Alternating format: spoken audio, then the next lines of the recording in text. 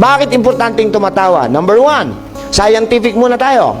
Pag tumatawa o nagiging masaya tayo, our own body, sarili nating katawan, produces happy hormones which is called endorphins.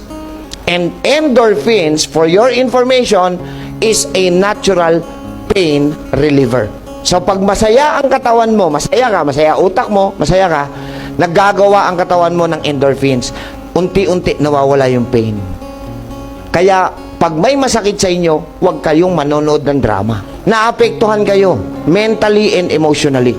Hindi nyo napansin, nanonood kayo ng drama, alam nyo ng artista yung gumaganap, nagagalit pa kayo sa kontrabida.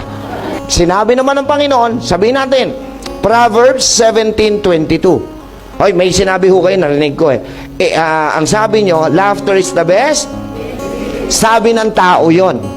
Ang sabi ng Diyos, Proverbs 17:22, a merry heart, hindi laughter, a merry heart, ang masayahing puso, tama, ay mabisa pa kaysa gamot.